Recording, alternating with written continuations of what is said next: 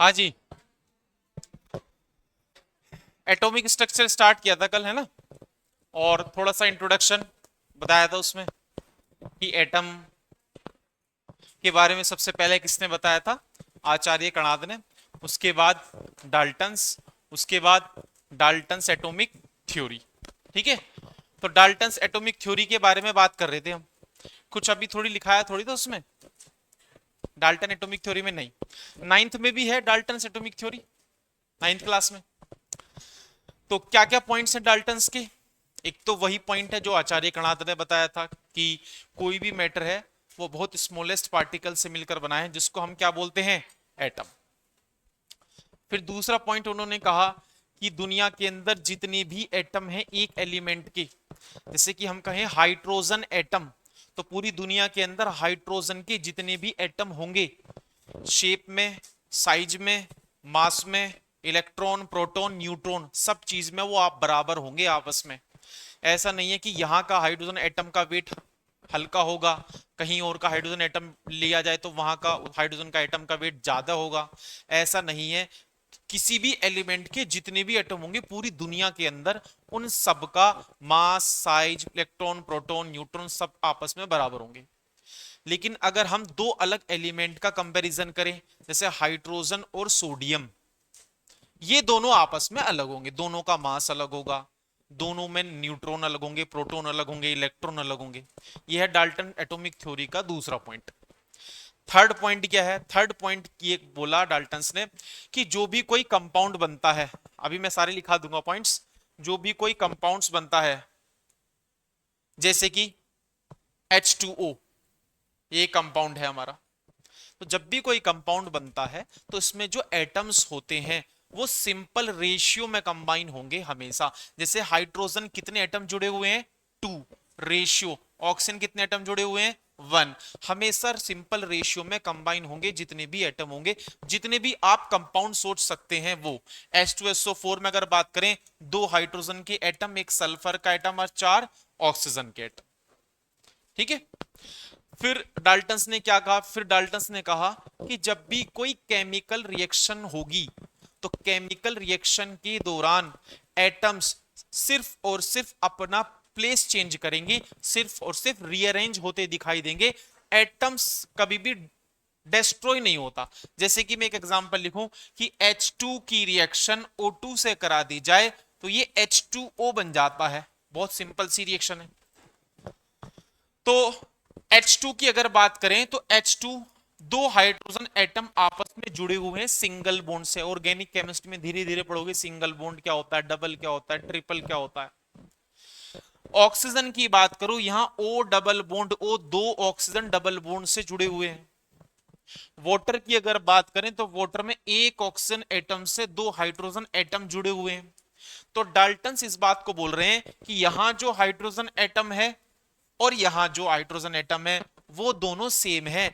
उन्होंने सिर्फ अपनी पोजीशन को बदला है। पहले ये हाइड्रोजन एटम एक हाइड्रोजन एटम से जुड़ा होता था, अब ये हाइड्रोजन एटम ऑक्सीजन से जुड़ा हुआ है, सिर्फ अपनी पोजीशन को बदला है। मतलब डाल्टन्स ये बोलते हैं कि केमिकल रिएक्शन में एटम्स अपनी लोकेशन पोजीशन को चेंज करते हैं, रीअरेंजमेंट करते हैं, रीऑर्गेनाइजेशन करते हैं। सीआरटी में वर्ड लिखा हुआ है रीऑर्गेनाइजेशन। डाल्टन एटॉमिक थ्योरी में ये लिखा हुआ वर्ड रीअरेंजमेंट भी कह सकते हैं कि रीअरेंज करेंगे, खुद को रीऑर्गेनाइज करेंगे। पहले यहां जुड़ा था, अब ऑक्सीजन जुड़ गया। पहले दोनों ऑक्सीजन आपस में जुड़े हुए थे, अब वो दोनों ऑक्सीजन हटके दोनों हाइड्रोजन जुड़े हुए हैं। एक ऑक्सीजन हाइड्रोजन जुड़ा हुआ है, दूसरा ऑक्सीजन जब बैलेंस करेंगे तो दूसरा ऑक्सीजन आपको वहां जाता हुआ दिखाई देगा। जब इसको बैलेंस करेंगे ना तो दूसरा ऑक्सीजन आपको वहां दिख जाएगा। क्योंकि वाटर के कितने मॉलिक्यूल बनेंगे?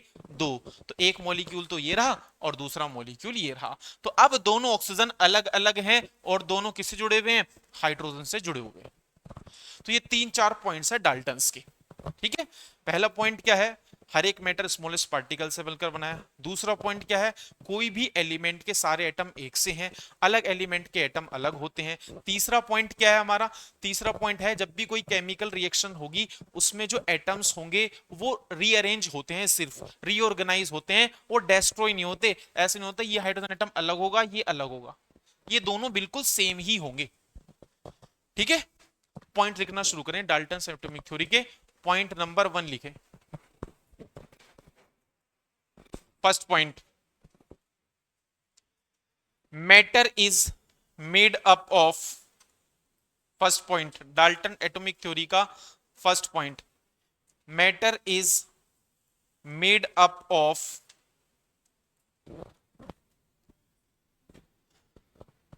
Smallest particle, smallest particle which is known as, which is known as, which is known as atom, उसको हम एटम बोलते हैं। इसके ब्रैकेट में लिखना एटम वर्ड कहां से आया है, एक ग्रीक वर्ड है एटोमियो, है ना, यहां से आया है, ग्रीक वर्ड है। टोमियो का मतलब होता है जिसको कट कर सके, डिविजिबल, और एटोमियो का मतलब होता है नॉट डिविजिबल। इसका मतलब तो होगा डिविजिबल, जब ए लग जाएगा तो इसका अपोजिट बन जाएगा, और अब ये कहलाएगा इनडिविजिबल। ब्रैकेट में लिख लेना, ये एक ग्रीक वर्ड है टोमियो, ग्रीक वर्ड है, ठीक है। सेकंड पॉइंट लिखे,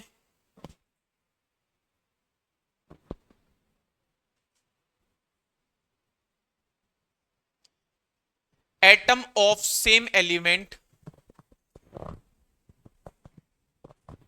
atom of same element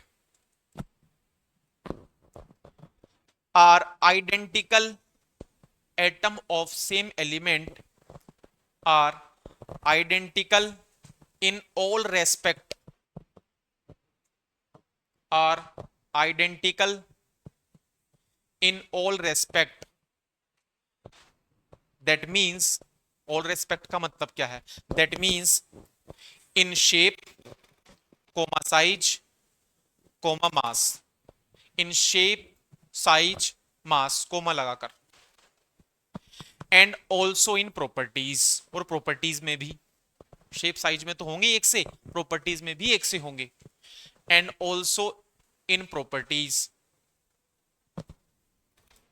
next point, atoms of different element, अगर डिफरेंट एलिमेंट के एटम है जैसे कि हाइड्रोजन और sodium, atoms of different element differ in all respect, atoms of different element differ in all respect and have also different properties, and have also different properties, ठीक है। इस point में किसकी बात करी, दो हाइड्रोजन एटम एक से होंगे, एक हाइड्रोजन एक सोडियम अलग होंगे, हाइड्रोजन क्लोरीन अलग होंगे, क्लोरीन सोडियम अलग होंगे। नेक्स्ट पॉइंट लिखो, कंपाउंड वाला लिखते हैं, compounds are formed,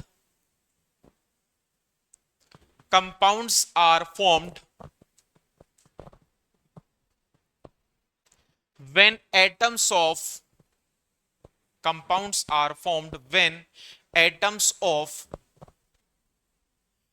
different element, atoms of different elements combine in a fixed ratio, combine in a fixed ratio। ये एग्जांपल लिख लो H2O का, जो भी लिखे थे मैंने, कि H2 में रेशियो क्या है 2:1, H2SO4 में रेशियो क्या है 2:1:4।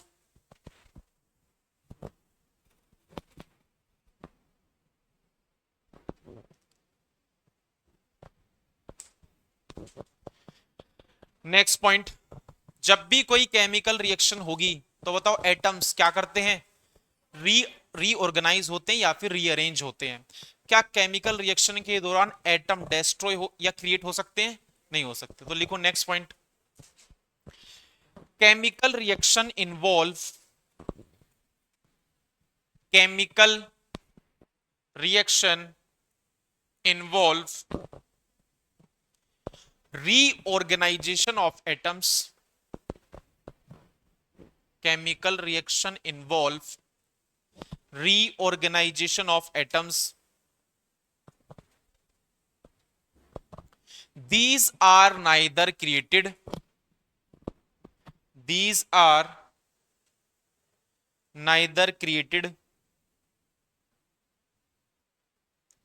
nor destroyed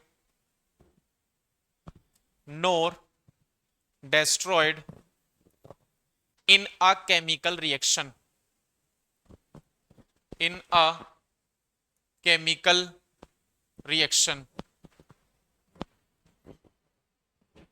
ठीक है।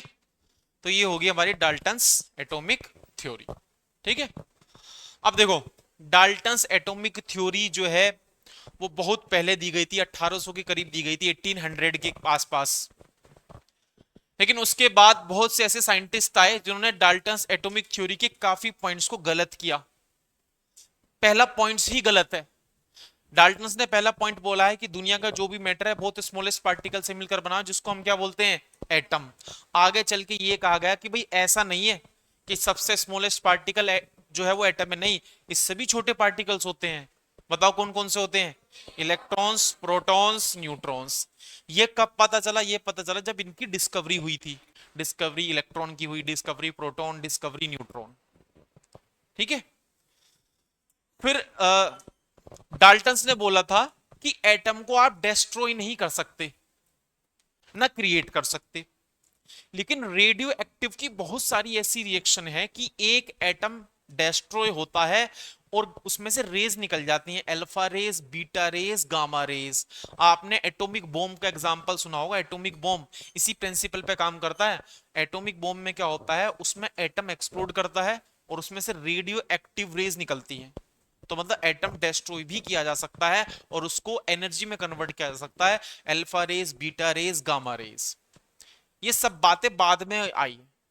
तो ये जो हमने पहला पॉइंट बोला इसका कि एटम से भी छोटे पार्टिकल होते हैं, अब हमें इन्हीं पे बात करनी है कि जो एटम से छोटे पार्टिकल हैं जिनको जिनको बोलते हैं सब एटॉमिक पार्टिकल। तो अब हमें इन्हीं पे चर्चा करनी है कि इलेक्ट्रॉन की डिस्कवरी किस तरीके से हुई थी और किसने की थी, प्रोटॉन की डिस्कवरी किस तरीके से हुई थी और किसने की थी, इसी तरीके से न्यूट्रॉन। तो अब हम पार्टिकल में एंटर कर रहे हैं, तो इसके बाद आप हेडिंग लिखेंगे ये, discovery of electron. Discovery of electron, ये डायग्राम अभी बाद में बनाना, सिर्फ हेडिंग लिखो डिस्कवरी ऑफ इलेक्ट्रॉन।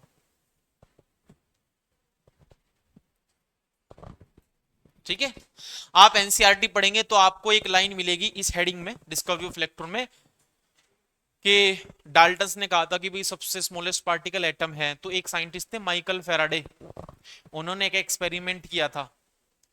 एक्सपेरिमेंट में क्या था, एक कंटेनर लिया, उसमें पानी भरा, उसमें नमक डिसॉल्व कर दिया, 2 इलेक्ट्रोड लगा दिए, हो सकता है आपने यूट्यूब में कभी देखा हो उसको, और करंट फ्लो करा दी। करंट फ्लो करा दी तो उसमें इलेक्ट्रोलाइसिस होता है। इलेक्ट्रोलाइसिस का नाम सुना है? तो इलेक्ट्रोलाइसिस अगर होता है तो करंट के फ्लो करने की वजह से होता है। करंट का फ्लो किसकी वजह से होता है? इलेक्ट्रॉन की वजह से। और इलेक्ट्रॉन क्या है, एटम से भी क्या है, स्मॉलेस्ट। तो माइकल फैराडे ने ये प्रूव किया। ठीक, फिर इसके बाद एक साइंटिस्ट आए थे जिनको बोलते हैं विलियम क्रूक्स। एक साइंटिस्ट थे विलियम क्रूक्स। विलियम क्रूक्स, इन्होंने क्या किया था, इन्होंने स्टडी की थी गैस पर, गैसेस पर। किस चीज पर? गैस के कंडक्शन पर। कंडक्शन ऑफ इलेक्ट्रिसिटी, कि क्या किसी गैस में इलेक्ट्रिसिटी कंडक्ट कराई जा सकती है? नहीं, इन गैसेस। इन्होंने देखा कि भाई किसी गैस में क्या इलेक्ट्रिसिटी फ्लो हो सकती है या नहीं। अब इस रूम में आप बैठे हुए हैं, इस रूम में क्या कोई गैस है या नहीं है? कौन सी गैस है? एयर, ऑक्सीजन और नाइट्रोजन। तो इस रूम में अगर एयर है तो क्या मैं इलेक्ट्रिसिटी फ्लो करा सकता हूं इस रूम के अंदर हवा में? नॉर्मल कंडीशन पे तो नहीं करा सकता। और हेडिंग में ये बोल रहा हूं कि इन्होंने ये चेक किया था क्या किसी गैस में इलेक्ट्रिसिटी फ्लो हो सकती है या नहीं। भैया नॉर्मल कंडीशन में तो नहीं हो सकती। अगर नॉर्मल कंडीशन में इलेक्ट्रिसिटी फ्लो होती तो हम यहाँ बैठे नहीं रहते, या रहते बैठे बताओ? यहीं से वहीं से स्विच से निकलती इलेक्ट्रिसिटी। तो इसका मतलब नॉर्मल कंडीशन में तो नहीं हो सकती, तो फिर कुछ और कंडीशन है जिसमें फ्लो हो सकती है। उसी को चेक किया था विलियम क्रूक्स ने। तो विलियम क्रूक्स ने इस पर स्टडी की थी कि गैस में इलेक्ट्रिसिटी हम कैसे फ्लो करा सकते हैं। फिर उस पर आगे चल के स्टडी की थी जे जे थॉमसन ने, जिन्होंने इलेक्ट्रॉन की डिस्कवरी की थी। इलेक्ट्रॉन की डिस्कवरी किसने की थी? तो नाइन्थ में ही पढ़ा देते हैं। लेकिन इससे पहले विलियम क्रूक्स ने इस पे काम किया था। जे जे थॉमसन ने क्योंकि उस पर ज्यादा काम किया है, प्रॉपर्टीज बताई है सारी चीज, तो फिर इलेक्ट्रॉन की डिस्कवरी जो है जे जे थॉमसन को दी जाती है। विलियम क्रूक्स ने इलेक्ट्रॉन की डिस्कवरी नहीं करी, इन्होंने सिर्फ गैस के कंडक्शन पे काम किया है कि गैस में इलेक्ट्रिसिटी कैसे कंडक्ट करते हैं। फिर उसी एक्सपेरिमेंट की मदद से जे जे थॉमसन ने इलेक्ट्रॉन की डिस्कवरी की। बिल्कुल सेम एक्सपेरिमेंट, एक्सपेरिमेंट सेम है। एक्सपेरिमेंट क्या है? डायग्राम आपके सामने बना है। एक ग्लास ट्यूब लेंगे हम, ये रही ग्लास ट्यूब आपके सामने, ये कांच की ग्लास ट्यूब लेंगे ये रही। इस ग्लास ट्यूब में एक तो लगाएंगे कैथोड और एक लगाएंगे एनोड, जहां से करंट फ्लो होती है। कैथोड एनोड क्या होते हैं भाई? कोई भी सेल आप लें, घंटे की सेल ले लें या इन्वर्टर से जो कनेक्टेड बैटरा होता है वो ले लें, वहां पे प्लस माइनस आपको दिखेगा, तो उन्हीं को बोलते हैं कैथोड एनोड। कैथोड का साइन होता है माइनस और एनोड का साइन होता है प्लस। ऐसा जरूरी नहीं है, वो आगे चल के हम पढ़ेंगे, वो साइन बदल भी सकता है, वो आगे चल के पढ़ेंगे। फिलहाल आपको ये ध्यान रखना है कि एनोड प्लस होता है और कैथोड माइनस होता है। एक ग्लास ट्यूब लेंगे। अब ग्लास ट्यूब जब हम लेंगे इसमें कुछ एयर रहेगी, हम कुछ भी चीज उठा लें उसमें एयर रहती है नहीं रहती है? तो हम सबसे पहले क्या करेंगे, एक वैक्यूम पंप लगा देंगे। वैक्यूम पंप क्या होता है? वैक्यूम क्लीनर सुना है? वो क्या करता है? वो सक करता है ना चीजों को, मतलब वो एयर को सक करता है। तो वैक्यूम पंप क्या करेगा, जितनी भी एयर होगी यहां पर उसको खींच लेगा और सारी एयर को बाहर कर देगा, और यहां पर क्या क्रिएट कर देगा? वैक्यूम क्रिएट कर देगा। वैक्यूम का मतलब अब यहां कुछ भी नहीं है, और अगर कुछ भी नहीं है तो बताओ यहां प्रेशर कैसा होगा? बहुत लो प्रेशर। अभी हम रूम में बैठे हुए हैं, यहां पर एयर है, तो बताओ कितना प्रेशर यहां पर है इस वक्त हम रूम में बैठे हुए हैं? 1 atm। जब हम रूम में बैठे हुए ना तो कितना प्रेशर लग रहा है इस वक्त? 1 atm। पास्कल में कितना है?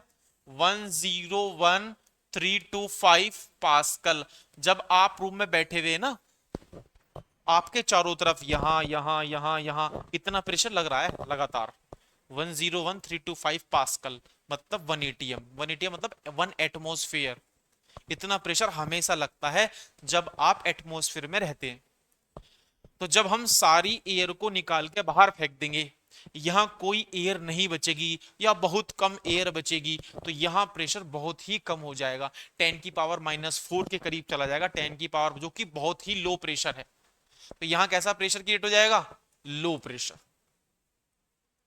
लो प्रेशर क्रिएट होने के बाद अब इसमें हम कोई सी गैस भर देंगे, कोई भी गैस, लाइक हाइड्रोजन। कोई भी गैस भर दो, हाइड्रोजन गैस भर दो। तो जब आप इसमें हाइड्रोजन गैस भरेंगे तो यहां हाइड्रोजन गैस के मॉलिक्यूल आ जाएंगे, हाइड्रोजन गैस के मॉलिक्यूल। फिर आप क्या करेंगे, इलेक्ट्रोड और कैथोड और एनोड को कनेक्ट कर देंगे एक बैटरी से। ये बैटरी है, बैटरी का सिंबल है। और बैटरी भी ऐसी वैसी नहीं, बहुत ही हाई वोल्टेज की। कितना वोल्टेज? 10,000 से 20,000 केवी तक। कितना वोल्टेज है ये? जो इलेक्ट्रिसिटी आ रही है ना, फैन वैन चल रहे हैं, ये कितने वोल्टेज चल रही है? ये 220 पे चल रहे हैं, और ये कितना है? 10,000। देखो कितना है, कितना पावरफुल है। इतना हाई वोल्टेज लगाना है, सारी एयर को बाहर कर देना है, लो प्रेशर क्रिएट कर देना है, और एक गैस को इसमें फिल कर देना है। गैस को फिल इसलिए कर रहे हैं तभी तो कंडक्शन चेक कर पाएंगे। अगर वैक्यूम में एक्सपेरिमेंट करेंगे तो वैक्यूम में तो कुछ है ही नहीं, तो फ्लो कहां से होगा? तो हम गैस में कंडक्शन चेक कर रहे हैं, तो इसमें गैस भरेंगे। गैस भर दी हमने हाइड्रोजन, कोई और भी गैस भर सकते हैं। तो जैसे ही हम हाइड्रोजन गैस इसमें भरेंगे और स्विच को ऑन करेंगे, तो जैसे ही स्विच ऑन होगा ये जो आपको मॉलिक्यूल दिखाई दे रहे हैं ये धीरे धीरे ब्रेक होना स्टार्ट करेंगे एटम में। मतलब ये एटम में ब्रेक होना स्टार्ट करेंगे जितने ये दिखाई दे रहे हैं हमें। मैं इधर लिख दे रहा हूं यहाँ पे, मतलब हाइड्रोजन के मॉलिक्यूल एटम में ब्रेक होना स्टार्ट करेंगे। और एटम जो होगा, एटम के अंदर क्या क्या पार्टिकल्स होते हैं? इलेक्ट्रॉन होता है, प्रोटॉन होता है, न्यूट्रॉन होता है। कौन सा पार्टिकल आसानी से बाहर निकल जाता है? इलेक्ट्रॉन, क्योंकि वो न्यूक्लियस के बाहर होता है ना। प्रोटॉन और न्यूट्रॉन तो न्यूक्लियस में रहते हैं। हालांकि हाइड्रोजन एटम में न्यूट्रॉन नहीं है, या है? होते हैं हाइड्रोजन में न्यूट्रॉन। हाइड्रोजन एटम का सिंबल क्या होता है? 1H1। एक प्रोटॉन होता है, एक इलेक्ट्रॉन होता है। न्यूट्रॉन कितने होते हैं? 0। न्यूट्रॉन कैसे निकालते हैं? 1 - 1। आगे चल के पढ़ेंगे हम सब। तो जब और इलेक्ट्रिसिटी लगाई, तो इलेक्ट्रिसिटी जब लगाई तो हाइड्रोजन का अगर मैं सिंबल बनाऊं कुछ ऐसा होगा। ये रहा न्यूक्लियस, न्यूक्लियस में होगा एक प्रोटॉन और क्या होगा? 0 न्यूट्रॉन। और बाहर जो होगा हमारा एक शेल होगा, उसमें क्या होगा? इलेक्ट्रॉन, जिसके चारों तरफ घूमता है। इतनी तो इंफॉर्मेशन है 9th क्लास में। तो जब हम इसमें इलेक्ट्रिसिटी फ्लो कराएंगे, हाई वोल्टेज कराएंगे, तो ये इलेक्ट्रॉन बाहर निकल जाएगा। ये इलेक्ट्रॉन जब बाहर निकल जाएगा, एक प्रोटॉन पे चार्ज कौन सा होता है और इलेक्ट्रॉन पर? तो जब आपने इलेक्ट्रॉन हटा दिया तो सिर्फ प्रोटॉन बचा, मतलब पॉजिटिव चार्ज बचा। अब उस सिंबल को कैसे लिखेंगे? H+1। मतलब ये जो एटम बचा है, ये जो एटम बचा है यहां पर, इसको मैं ऐसे लिख सकता हूं। ये रहा न्यूक्लियस, 1 प्रोटॉन 0 न्यूट्रॉन और शेल हो गया खाली और बाहर एक इलेक्ट्रॉन निकल गया। इसको रिप्रेजेंट करूंगा मैं H+1 से। इलेक्ट्रॉन निकल गए बाहर, ये सारे इलेक्ट्रॉन, ये आ गए इलेक्ट्रॉन। ये तो मैंने एक एटम की बात कही, बहुत हजारों लाखों एटम होंगे, सब में से धीरे धीरे क्या बाहर आ रहे होंगे? इलेक्ट्रॉन। तो जब इलेक्ट्रॉन बाहर आएंगे तो आप यहां से ध्यान से देखिए, यहां पे इलेक्ट्रॉन बाहर आएंगे। यहां पे इलेक्ट्रॉन पे चार्ज कैसा होता है? किस प्लेट की तरफ चलेगा वो? एनोड जो प्लस है। और ये देखो यहां जो एनोड ली है उसमें कुछ होल्स कर दिए हैं बीच में, देखो दिख रहे हैं, डैश डैश बना दिया है। मतलब ये एनोड, ये जो डैश डैश है ना, ये इस तरीके की एनोड है कि ऐसे प्लेट लगी हुई है और इसमें होल्स कर दिए हैं। ये है एनोड, इसे बोलते हैं परफोरेटेड एनोड। ऐसी एनोड जिसमें होल्स हैं। होल्स इसलिए किए गए हैं ताकि इलेक्ट्रॉन इसमें से पास होकर चले जाएं पीछे की साइड। तो ये रहे इलेक्ट्रॉन, जितने भी इलेक्ट्रॉन होंगे वो लाइन बनाकर किसकी तरफ चलेंगे? बिल्कुल एनोड की तरफ चलेंगे। ये रहे एनोड की तरफ। पीछे कर देंगे कोटिंग, यहां पे कोटिंग कर देंगे, लिखा है फ्लोरेसेंट कोटिंग जिंक सल्फाइड की। एक वो होता है सब्सटेंस, इस तरीके की कोटिंग होती है। कैथोड रेस हमें दिखाई नहीं देंगी, तो फिर हमें पता कैसे चलेगा कि यहां पर कोई रेस पहुंची है? उसके लिए कर देंगे हम एक कोटिंग। कोटिंग से ये होगा कि जब कैथोड रेस यहां जाकर टकराएंगी तो लाइटिंग क्रिएट होगी, तो हमें पता चल जाएगा कि कुछ ना कुछ यहां पे जाके टकराया है। ठीक है। अब क्योंकि ये रेस कहां से चलती हुई दिखाई दे रही है? कैथोड से चलती हुई दिखाई दे रही है। और किसकी तरफ आ रही है? एनोड। तो इन रेस को क्या बोला जाता है? Cathode rays. ठीक। अच्छा, विलियम क्रूक्स ने सिर्फ इतना किया था कि ये एक्सपेरिमेंट कराया, करंट फ्लो हो गई, तो उन्होंने कहा कि भाई गैस इलेक्ट्रिसिटी फ्लो कर सकती है कब? वोल्टेज तो हाई रख दो, प्रेशर लो रख दो, बस इतनी बात खत्म विलियम क्रूक्स की। अब सेम एक्सपेरिमेंट को यूज कर रहे हैं जे थॉमसन। बिल्कुल सेम सेटअप लगाया, same hydrogen gas, vacuum pump, high voltage, low pressure. उन्होंने देखा कि रेस जा रही है, इलेक्ट्रिसिटी फ्लो रही है। अब इन रेस की प्रॉपर्टीज पे बात कर रहे हैं कौन? J Thomson. जे थॉमसन ने आगे इन पे बात की, भाई ये इलेक्ट्रॉन से मिलकर बनी है, भाई ये इलेक्ट्रॉन से मिलकर बनी है, बिल्कुल सीधी चलती है। इनको नाम दिया इन्होंने कैथोड रेस, क्योंकि ये कहां से आती हुई लग रही है? कैथोड से आती हुई लग रही है। इलेक्ट्रॉन इसमें जाएंगे और वापस से यहां जाएंगे। कुछ भाई इलेक्ट्रॉन तो ऐसे घूमते रहेंगे ना, इलेक्ट्रॉन यहां जाएंगे, यहां जाएंगे, वापस से इलेक्ट्रॉन आ जाएंगे। कैथोड रेस इनको नाम दिया गया। ठीक, इलेक्ट्रॉन से मिलकर बनी है ये। तो जब ये दे चेक किया ना कि कैथोड रेस किससे मिलकर बनी है, तो जे थॉमसन ने इसकी स्टडी करने के लिए बहुत सारे पॉइंट्स दिए हैं। तो उन्हें पता चला ये एक नेगेटिव पार्टिकल से मिलकर बनी है जिसका नाम इलेक्ट्रॉन है।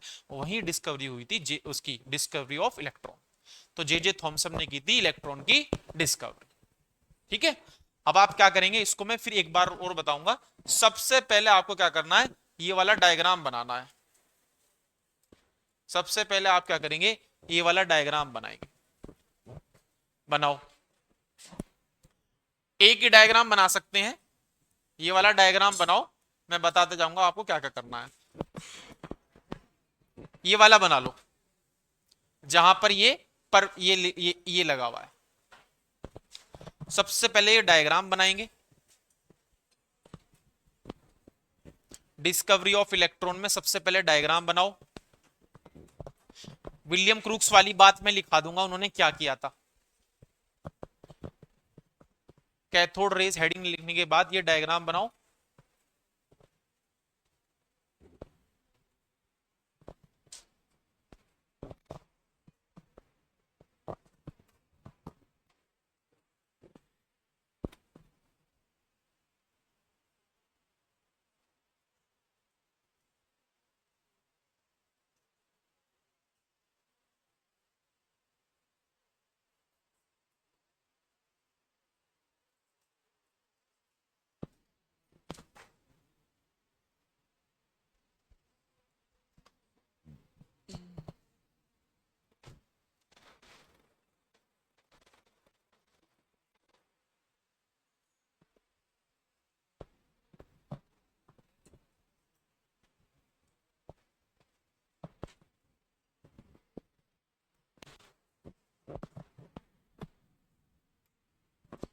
फ्लोरेसेंट कोटिंग के बगल में लिखना ZnS, zinc sulphide. Zinc sulphide की कोटिंग करते हैं यहां पे।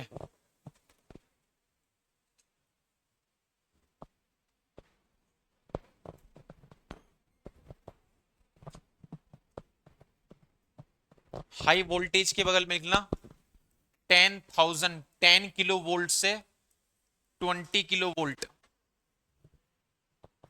इस रेंज का वोल्टेज लेना है। यहां पे ऐसे करके लिख लेना लो प्रेशर।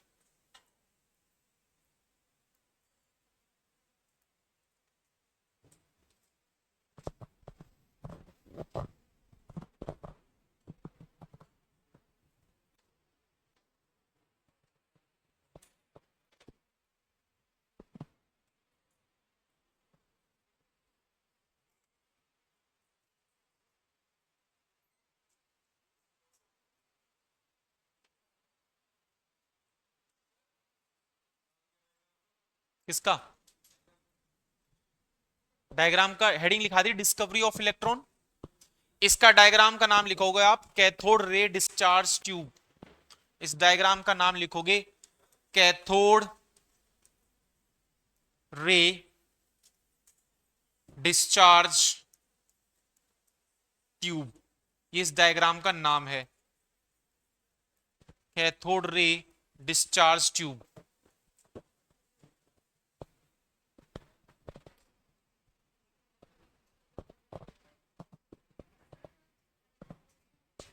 हाई वोल्टेज क्यों लेते हैं, उन्होंने कहा कि हाई वोल्टेज क्यों यूज किया।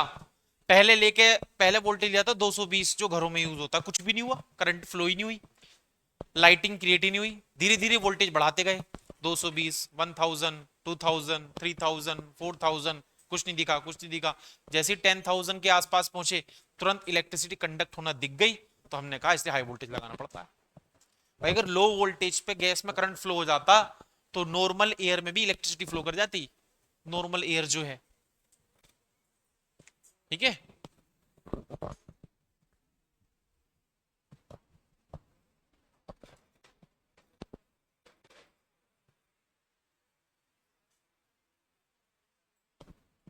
ये बनाया डायग्राम, बना लिया diagram.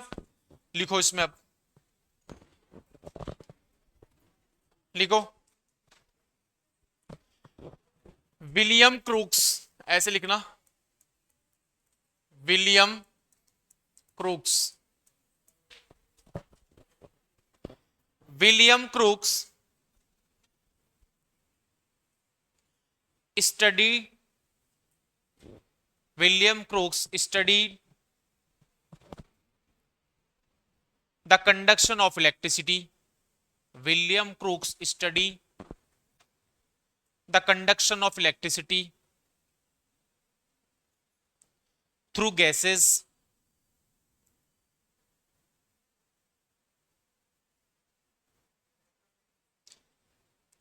Conduction of electricity through gases at low pressure.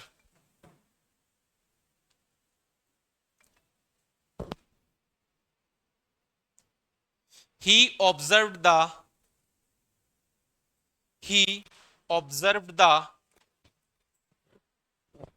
following observation. He observed the following observation. First observation लिखो. पहला ऑब्जर्वेशन उन्होंने क्या देखा? उन्होंने देखा अंडर नॉर्मल प्रेशर. पहला observation under normal pressure bracket में 1 atm. Nothing is observed. Nothing is observed even by applying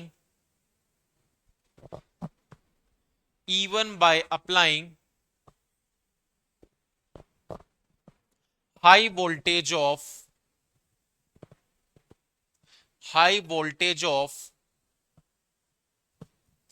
10,000 volt. 10,000 volt का वोल्टेज लगाने पर भी कुछ नहीं हुआ. अगर प्रेशर कितना रखेंगे? 1 atm. एक तो उन्होंने ये बात नोट करी. जो पूछ रहे थे ना कि कम प्रेशर पे क्यों नहीं किया, तो ये सब वो कर चुके होते हैं एक्सपेरिमेंट. तो हजारों बार ट्राई करते तब जाके एक बार परफॉर्म होता है. तो उसमें हर कंडीशन ट्राई कर लेते हैं. लो प्रेशर, हाई वोल्टेज, सब कंडीशन ट्राई कर लेते हैं. सेकंड पॉइंट लिखें. Second observation, the pressure inside the tube. The pressure inside the tube is slowly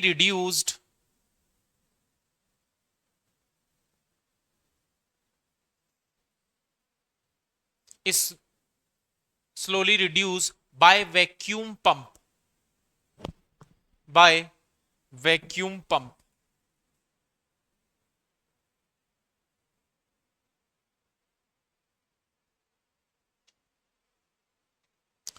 फिर इसमें लिखे आगे, when the pressure is reduced to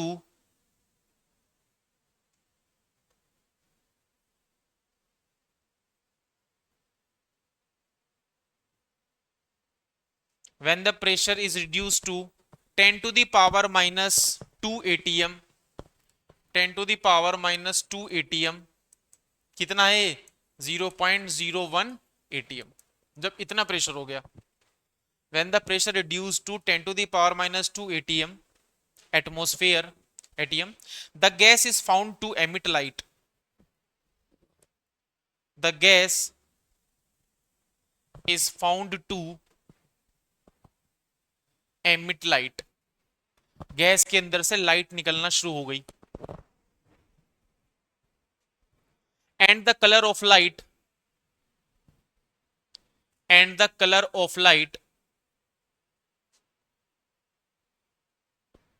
depends upon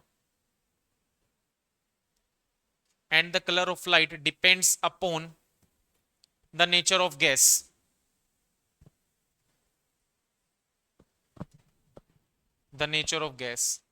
अलग अलग गैस होंगी तो अलग अलग कलर मिल सकता है आपको. Next point, the emission of light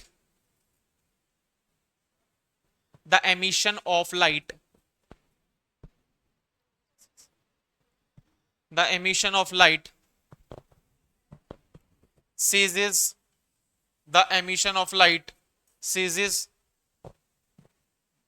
बंद हो गया when the pressure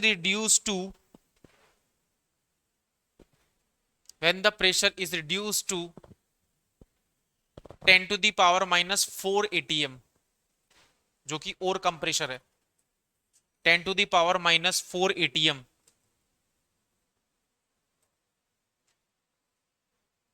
but the walls of discharge tube, ये इसकी बात कर रहा है जो कैथो एनोड के पीछे लगी हुई है, इसकी बात कर रहा है। But the walls of discharge tube behind the anode, behind the anode start glowing, start glowing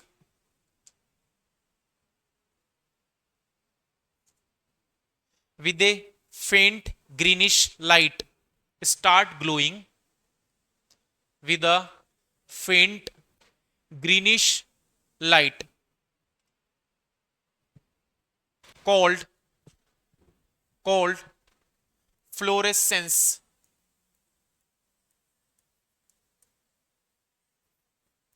called fluorescence,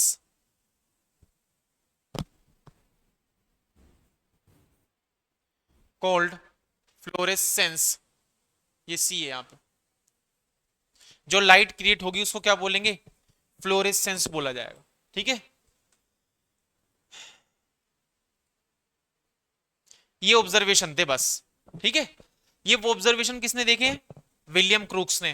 क्या देखा, लो प्रेशर पर कुछ नहीं होता, 10⁻⁻² पर ट्यूब चमकने लगती है, कलर दिखने लगता है, हर गैस के लिए अलग अलग कलर होता है। 10⁻⁻⁴ पर कैथोड के पीछे वाला कलर दिखने लगता है जहां पर जिंक सल्फाइड की कोटिंग हुई हुई है। अब इसके बाद सारा काम किया था जे थॉमसन ने, सेम एक्सपेरिमेंट सेम सेटअप, अब काम किया है जे थॉमसन ने, है ना। तो अब इसमें लिखे नेक्स्ट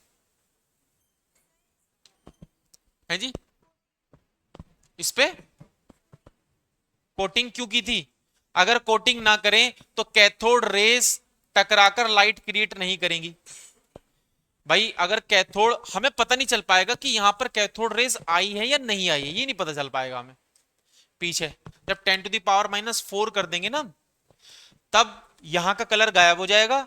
अब हमें यह पता करना होगा कि कैथोड रेस यहां पर आई है कि नहीं आई है, तो उसको चेक करने के लिए हम यह कोटिंग करते हैं, वहां टकराती है और लाइट क्रिएट होती है, जिससे हमें पता लगता है कि क्या हुआ है, यहां पे कोई ना कोई रेस आई। ठीक है, चलो अब इसमें लिखो जरा, प्रॉपर्टीज ऑफ कैथोड रेस, इसी में हेडिंग आएगी, properties of cathode rays, properties of cathode rays. अब देखो जे थॉमसन ने जो ऑब्जर्व किया था,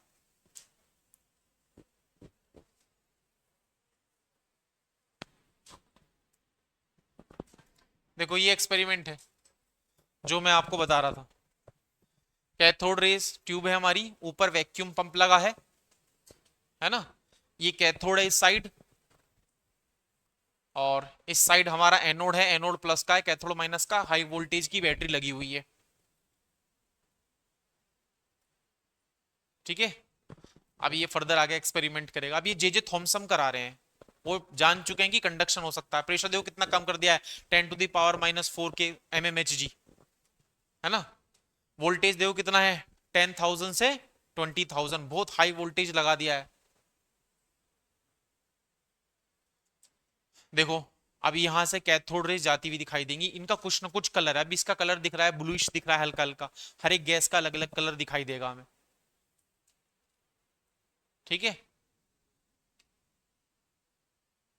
बिल्कुल स्ट्रेट ट्रेवल करती हैं। हाँ जी, देखो अब यहां ये बता रहा है इस बात, अब ये सारे प्रूफ दिए हैं जे थॉमसन ने। जे थॉमसन ने कहा ये जो कैथोड रेज होती हैं, जो कैथोड से चलती हैं, जो हमें एनोड के पीछे लाइटिंग क्रिएट करती हैं, ये सीधी चलती हैं। उनसे पता पूछा गया कि प्रूव करो कि सीधी चलती हैं कि नहीं चलती है, तो उन्होंने कहा भाई सिंपल है, ये बताओ सनरेज स्ट्रेट ट्रेवल करती हैं या फिर कर्व फॉर्म में ट्रेवल करती हैं, बताओ आप कैसे प्रूव करोगे कि सनरेज स्ट्रेट ट्रेवल करती हैं,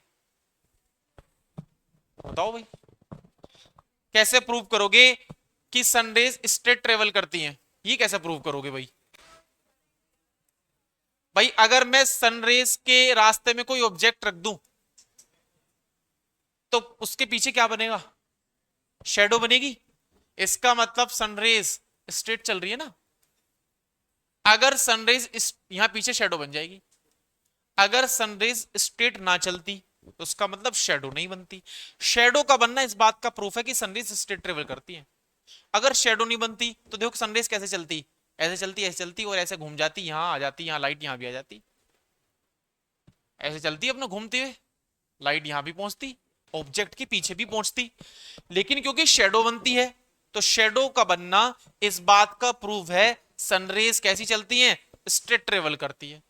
तो अगर मुझे ये प्रूफ करना हो कि कैथोड रेज स्ट्रेट ट्रेवल करती हैं तो सेम एक्सपेरिमेंट किसके साथ करा दूं, कैथोड रेज के साथ। कोई ऑब्जेक्ट रख दूं वहां, अगर ऑब्जेक्ट रखने पर पीछे शेडो बनती दिखाई देती है तो मैं बोलूंगा कि कैथोड रेज कैसे चलती हैं, बिल्कुल स्ट्रेट ट्रेवल चलती हैं। तो जे थॉमसन अब इसी बात को करा रहे हैं। देखो इन्होंने एक ऑब्जेक्ट रख दिया है, पीछे की साइड आपको शेडो दिखाई दे रही होगी ब्लैक कलर की, है ना, ये शेडो बन रही है देखो, ये रही पीछे शेडो बनती थी। देखो क्या लिखा हुआ point, they travel in a straight line. इस एक्सपेरिमेंट से प्रूव होता है कि कैथोड रेज बिल्कुल सीधा चलती है। नेक्स्ट, और क्या क्या कराया जे थॉमसन ने, ये सब काम जे थॉमसन करा रहे हैं। जे थॉमसन ने जो है एक फैन रख दिया भैया रास्ते में, और भैया चलना शुरू कर दिया इसने, है ना, इसने चलना शुरू कर दिया। तो इस एक्सपेरिमेंट से क्या प्रूव होता है, इस एक्सपेरिमेंट से प्रूव होता है भाई, एक सिंपल सा एक एग्जांपल समझते हैं, वहां से हमें पता चल जाएगा कि इस एक्सपेरिमेंट से क्या प्रूव होता है। मान लो एक मेरे पास ये पेडल व्हील है घूमने वाला, ऐसे पेडल व्हील मैंने लगा रखा है जैसे साइकिल में लगा होता है, और मेरे पास दो चीजें हैं, एक स्टोन है मेरे पास, पत्थर है स्टोन, और एक मेरे पास कॉटन है, कॉटन। एक बार मैं स्टोन को हिट करता हूं, एक बार मैं इतने इतने ही साइज के कॉटन को हिट करता हूं। किसके केस में इस पेडल व्हील के घूमने के चांस हैं, स्टोन। कॉटन में क्यों नहीं, सेम वेलोसिटी से फेंका है मैंने, उसमें मास नहीं है कॉटन में। इस यहां से क्या पता चलता है, इस एक्सपेरिमेंट से ये पता चलता है जिस पार्टिकल्स में मास होगा वही घुमा सकता है। मतलब मास होगा तो इसमें फिर कौन सी एनर्जी होगी, काइनेटिक एनर्जी। तो ये जब इससे टकराएगा तो अपने काइनेटिक एनर्जी को पेडल व्हील को ट्रांसफर कर देगा, पेडल व्हील घूम जाएगा। तो पेडल व्हील का घूमना इस बात का प्रूफ है कि स्टोन में मास है, और मास है तो काइनेटिक एनर्जी है, उसी एनर्जी को उसने पेडल व्हील को ट्रांसफर किया और पेडल व्हील को घुमा दिया है। कॉटन को भी उसी स्पीड से फेंका गया, क्योंकि कॉटन में मास नहीं है तो काइनेटिक एनर्जी नेग्लिजिबल है। जब कॉटन इससे टकराएगी तो काइनेटिक एनर्जी बहुत ही इसके पास कम है, तो फिर ट्रांसफर भी बहुत कम करेगी, तो उसके घूमने के चांस नहीं होंगे। तो इस एक्सपेरिमेंट से बिल्कुल सेम लॉजिक हमने यहां लगाया। अगर कैथोड रेज पेडल व्हील को घुमा रही हैं, इसका मतलब कैथोड रेज एक ऐसे पार्टिकल से मिलकर बनी है जिसके पास मास नहीं है या जिसके पास मास है, जिसके पास मास है। पेडल व्हील का घूमना इस बात का प्रूफ है, कोई ऐसा पार्टिकल इस पर टकरा रहा है जिसके पास मास है, क्योंकि उसके पास काइनेटिक एनर्जी है, तभी पेडल व्हील घूम सकता है।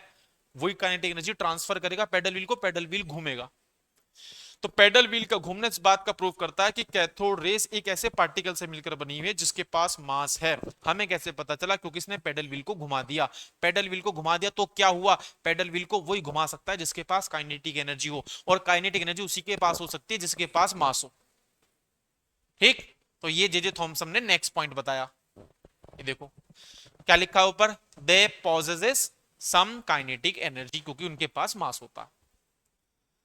फिर देखो उन्होंने एक प्लस प्लेट लगा दी, एक माइनस प्लेट लगा दी, भाई अलग से इलेक्ट्रिसिटी की एक प्लस एक माइनस।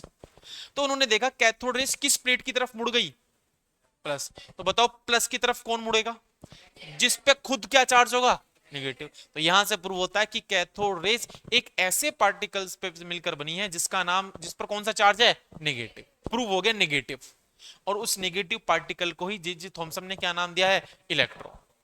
ठीक है, ये रहा।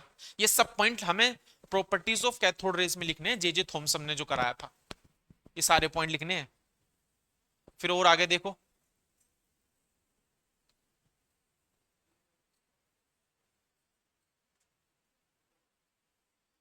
इसी तरीके से मैग्नेट, देखो जैसे इलेक्ट्रिक फील्ड में होता है ना, उसी तरीके से मैग्नेट में भी होता है। अभी नहीं पढ़ा, आप क्लास 12th में पढ़ाया जाएगा कि चार्ज पार्टिकल अगर इलेक्ट्रिक फील्ड में प्लस प्लेट की तरफ मुड़ते हैं माइनस वाले, तो मैग्नेटिक फील्ड में वो नॉर्थ पोल की तरफ मुड़ते हैं। मैग्नेटिक फील्ड में भी होता है, तो मैग्नेटिक फील्ड ले गए तो किस पोल की तरफ मुड़ गया? North pole. और ये पहले से ही क्लास 12 में आप पढ़ेंगे कि जो नेगेटिव पार्टिकल होता है वो नॉर्थ पोल की तरफ मुड़ता है।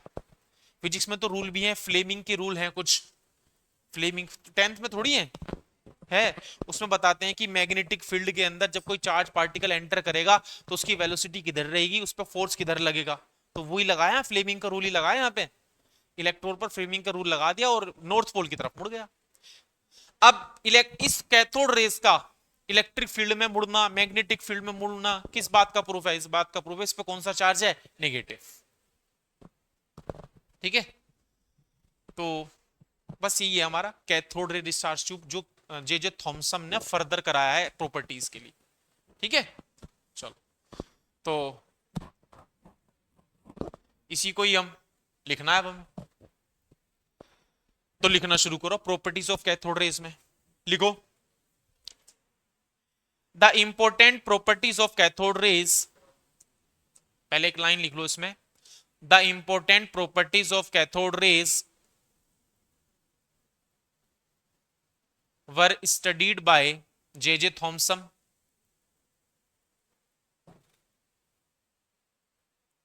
वर studied by J J Thomson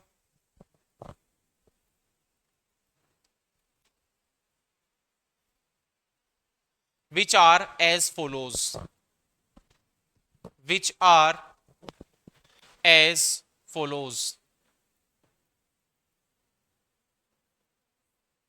which are as follows। लिखो प्रॉपर्टी नंबर 1, प्रॉपर्टी नंबर 1 लिखो first, cathode rays,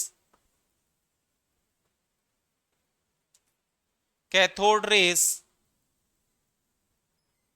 travel in a straight line, cathode rays travel in a straight line। Cathode rays कैसे travel करती है? Straight line में।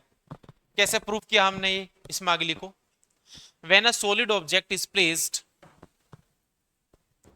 When a solid object is placed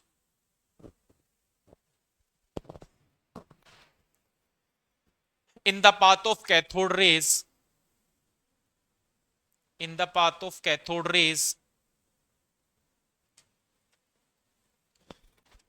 its shadow is formed, its shadow is formed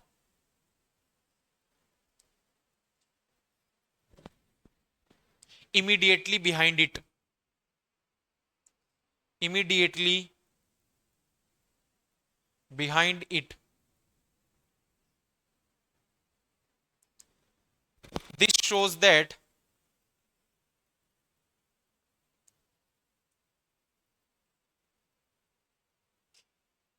this shows that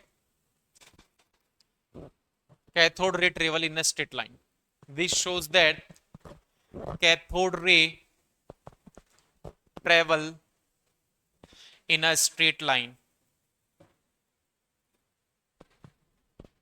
cathode ray travel in a straight line।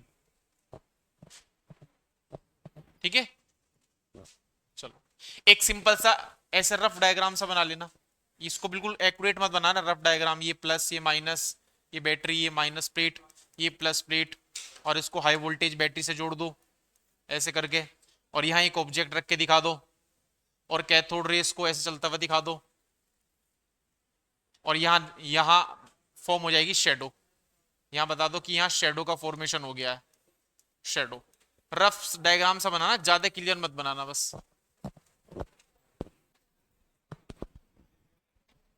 Shadow का formation हो गया।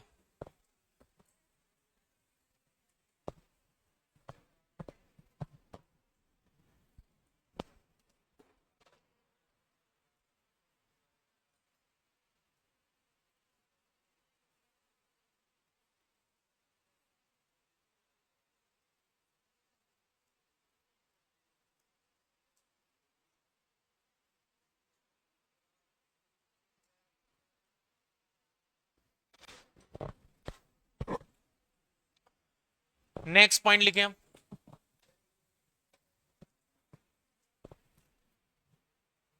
बहुत simple सा diagram बनाना, क्योंकि काफी डायग्राम बनेंगे छोटे छोटे।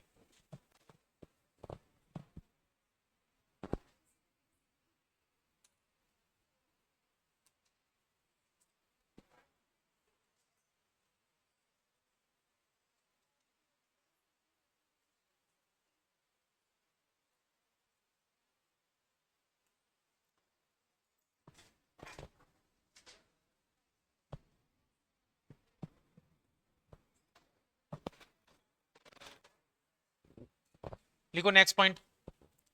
Cathode rays are cathode rays are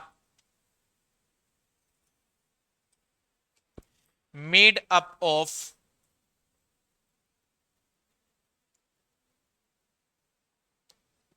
material particle.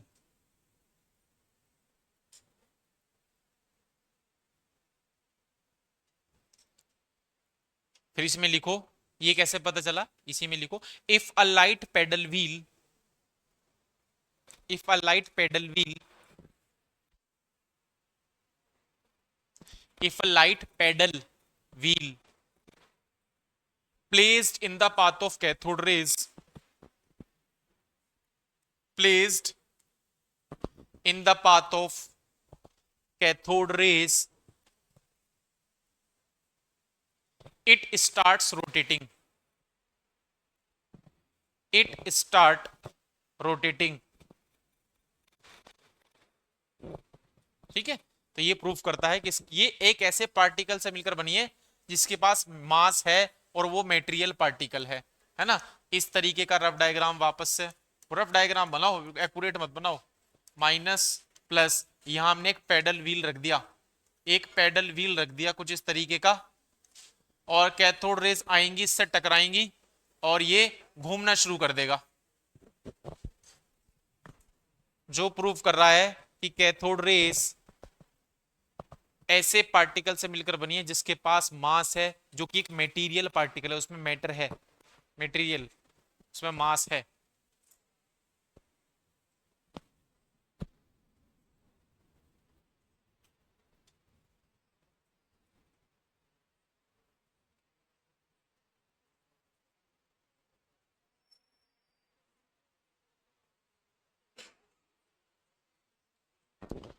ठीक है, नेक्स्ट पॉइंट लिखो।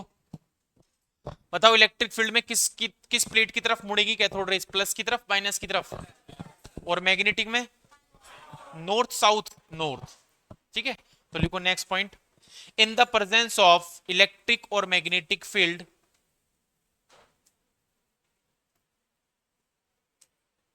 इन द प्रेजेंस ऑफ इलेक्ट्रिक और magnetic field,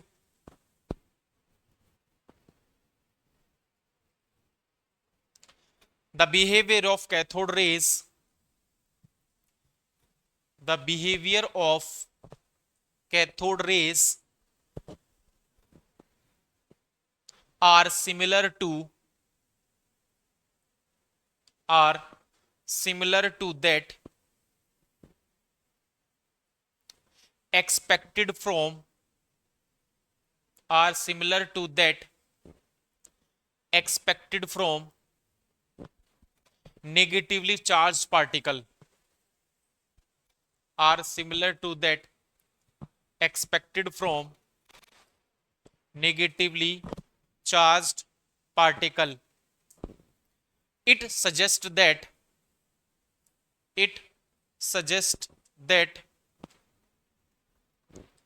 cathode rays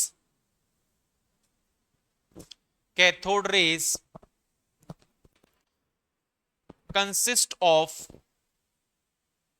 cathode rays consist of negatively charged particle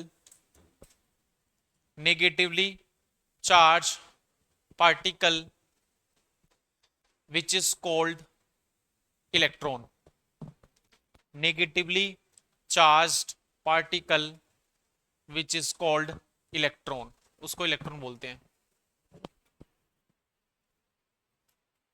ठीक है, नेक्स्ट पॉइंट, चलो अभी 2 पॉइंट और बचे हैं, उनमें से एक पॉइंट तो बहुत ही ज्यादा इंपॉर्टेंट है, वो लास्ट पॉइंट होगा, है ना? तो अब उसको बाद में करेंगे। चलो फिर यहीं से शुरू करेंगे कल।